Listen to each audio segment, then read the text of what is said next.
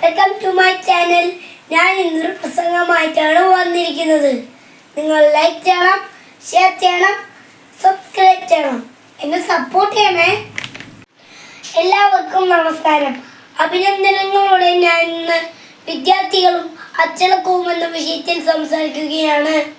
വിദ്യാർത്ഥികളെല്ലാം മികച്ച വിദ്യാഭ്യാസം നേടാൻ കഠിനാധ്വാനിക്കുമ്പോൾ അക്കാദമിക വിജയത്തെക്കാളും കൂടുതൽ പ്രധാനമാണ് അച്ചടക്കം.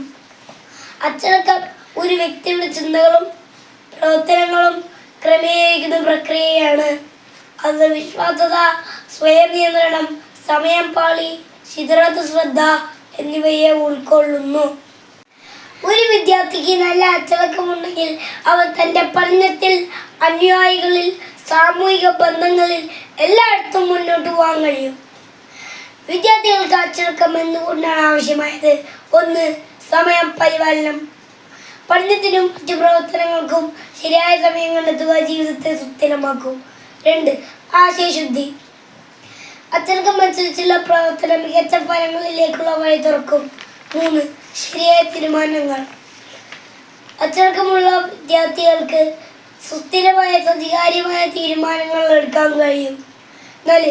വിപരീത സാഹചര്യങ്ങൾ കൈകാര്യം ചെയ്യൽ.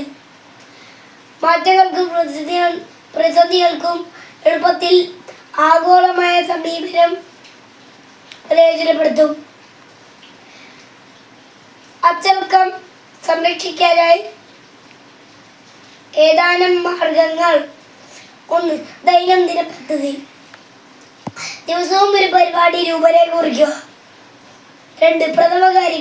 പ്രധാന കാര്യങ്ങൾക്ക് മുൻഗണന നൽകുക, തിരക്കുകൾ കുറയ്ക്കുക. 3. ആവശ്യാനുസരണം വിശ്രമം. കാര്യങ്ങൾ സ്ഥിരമായി അനുപാലിച്ച് വിശ്രമം ചെലവഴിക്കുക. 4. സ്വയം വിലയിരുത്തൽ. സമയാസമയത്തിൽ സ്വയം വിലയിരുത്തലുകൾ നടത്തി ആവശ്യമായ മാറ്റങ്ങൾ വരുത്തുക. അച്ചടക്കം വെറും ശീലമല്ല, അത് ജീവിതത്തിൻ്റെ ഒരു അത്യാവശ്യ ഘടകമാണ്. നമ്മുടെ വളർച്ചയുടെ അടിസ്ഥാനം, വിജയത്തിൻ്റെ കീസ് എല്ലാം അച്ചടക്കത്തിൽ നിക്ഷിപ്തമാണ്. നന്ദി.